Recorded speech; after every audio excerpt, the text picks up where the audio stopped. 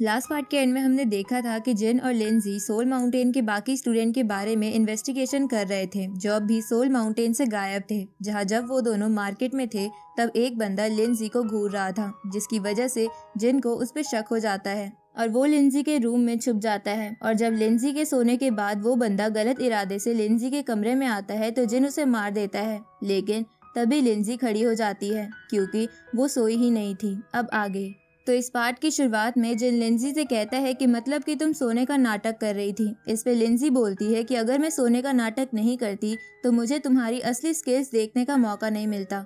ये सुन के जिन कहता है कि इसका मतलब तुम इतने वक्त मेरे साथ इसलिए थी ताकि तुम जान सको कि मैं क्या क्या कर सकता हूँ, और शायद मुझे मेरी डेस्टिनेशन तक पहुँचाने के पीछे भी तुम्हारा कोई प्लान होगा। इसलिए जल्दी से मुझे बता दो कि तुम्हें क्या चाहिए और तुम मेरे पीछे क्यों हो। इस पे लिंजी जिन के पास जाते हुए उससे कहती है कि मैं चाहती हूँ कि तुम स्पिरिट माउंटेन का स्टैचू मेरे लिए लेकर आओ। ये सुन के जिन लिंजी से कहता है कि मुझे तो लगा तुम्हें किसी खास चीज में इंटरेस्ट होगा, पर तुम्हें तो एक बेकार सा स्टैचू चाहिए। ये सुन के लिंजी बताने लगती है कि वो स्टैचू बेकार नहीं है, पर वो अचानक से चुप हो जाती है और जिन से बोलती है कि तुम्हें इन सब बातों पर ध्यान देने की जरूरत नहीं है, तुम बस मुझे वो स्टैचू लाकर दे दो तो मैं भी तुम्हारे साथ अच्छे से बिहेव करूंगी। इस पे जिन लिंजी से कहता है कि मैं तुम्हें स्टैचू लाकर दे दूंगा तो तुम्हारा क्या भरोसा कि तुम उसे लेकर चली जाओ और मेरा काम ना करो।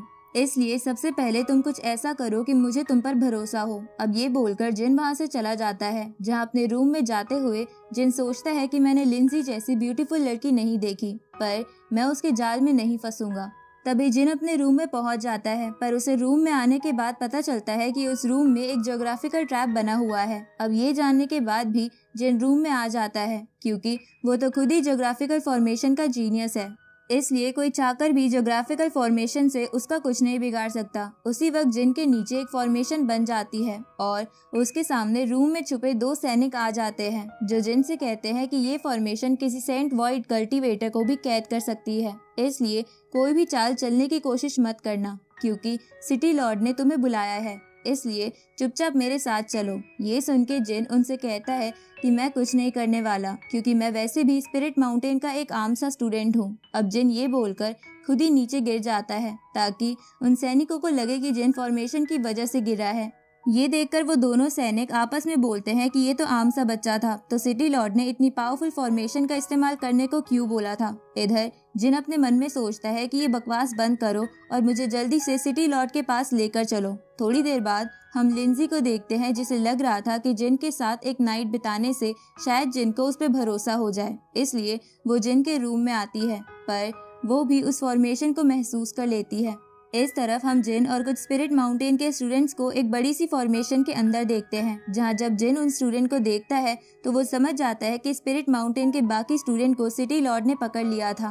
तभी जिन वहां उस फेक स्टूडेंट को देखता है तो जिन उसे उठाने की कोशिश करता है क्योंकि वो स्टूडेंट्स वहां बेहोश हालत में बैठे हुए थे, पर उसी वक्त जिन की आवाज सुनकर वहां सिटी लॉर्ड आ जाता है और जिन से कहता है कि मैं हैरान हूँ कि तुम मेरी फॉर्मेशन के अंदर भी होश में बैठे हो, इसलिए तुम सच में डोंगशेन कॉन्टिनेंट के जीनियस हो, पर तुम कितने भी जीनियस क्यों ना हो लेकिन तुम आज यहाँ जरूर मरोगे। ये सुन के जिन सिटी लॉर्ड से बोलता है कि तुम्हारे पास इतना कॉन्फिडेंस कहाँ से आता है।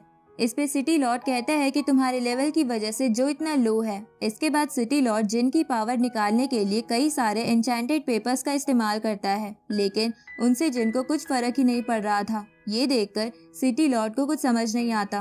तभी जिन उस सिटी लॉर्ड के फॉर्मेशन को खत्म कर देता है और उसके एन्चेंटेड पेपर्स को भी डिस्ट्रॉय कर देता है, जिसके बाद जिन अपनी स्पिरिचुअल चेन की मदद से सिटी लॉर्ड को बांध देता है, जिसे देखकर सिटी लॉर्ड जिन से पूछता है कि तुम मेरे फॉर्मेशन से बाहर कैसे आए। उसी वक्त बेहोश हो चुके स्टूडेंट्स को धीरे धीरे होश आने लगता है। तभी उनमें से वो फेक स्टूडेंट जिन से कहता है कि सिटी लॉर्ड सेंट वॉइड लेवल की पीक स्टेज पर है, इसलिए तुम उससे संभल के रहना। इधर जिन सिटी लॉर्ड से बोलता है कि मुझे तुम जैसे लोग बिल्कुल भी पसंद नहीं है जो कल्टीवेशन के लिए इंसानों का इस्तेमाल करते हैं। तभी सिटी लॉर्ड अपनी इमोर्टल गार्ड सील की मदद से उन चेन्स को तोड़ देता है। ये देखकर जिन सिटी लॉर्ड को फिर से पकड़ने के लिए रेन ड्यू स्पिरिट टेक्निक का इस्तेमाल करता है, लेकिन सिटी लॉर्ड अपनी सील की मदद से उससे भी बच जाता है। जिसके बाद वो जिन से कहता है कि ये सील मेरे पूर्वजों को सोल माउंटेन के फर्स्ट मास्टर ने दी थी जो 10,000 टेक्निक्स का सामना कर सकती है।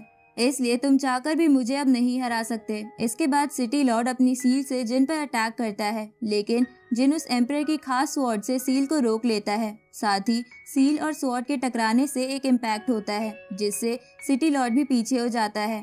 जिसके बाद वो स्वॉर्ड को देखकर जिन से कहता है कि तुम्हें मारने के बाद मैं इस स्वॉर्ड को भी लेके इस सील के साथ मर्ज कर दूंगा, जिसपे जिन बोलता है कि तुम ये डिजर्व नहीं करते। इसके बाद जिन फीनिक्स स्पिरिट से सिटी लॉर्ड पर अटैक करता है, लेकिन वो उसे उसी सील से रोक लेता है। उसी वक्त सिटी लॉर्ड पर पीछे से लिंजी अटैक करती है, लेकिन सिटी लॉर्ड उससे बच जाता है। इसके बाद लिंजी जिन के पास चली जाती है, तो जिन उससे पूछता है कि क्या तुम यहाँ इसलिए आई हो ताकि मैं तुम पर भरोसा कर सकूं। इस पे लिंजी बोलती है कि अपनी बकवास बंद करो, मैं तो यहाँ इस पागल सिटी लॉर्ड को पनिश करने आई हूँ। ये सुन के सिटी लॉर्ड लिंजी से कहता है कि मुझे मारने के तुम्हारे सारे अटेम्प्ट बेकार हो जाएंगे, इसलिए जिन का साथ छोड़ो और मेरी बीवी बन जाओ, क्योंकि तुम सुंदर भी हो और तुम्हारी बॉडी भी अच्छी है और जिन तुम्हारे लायक नहीं है। ये सुन के जिन सिटी लॉर्ड से गुस्से में कहता है कि तुम मुझे अपने आप से कंपेयर मत करो। इस पे लिंजी सिटी लॉर्ड से बोलती है कि भले ही जिन तुम्हारे जितना ताकतवर नहीं है, लेकिन ये तुम्हारे जैसे गलत काम नहीं करता।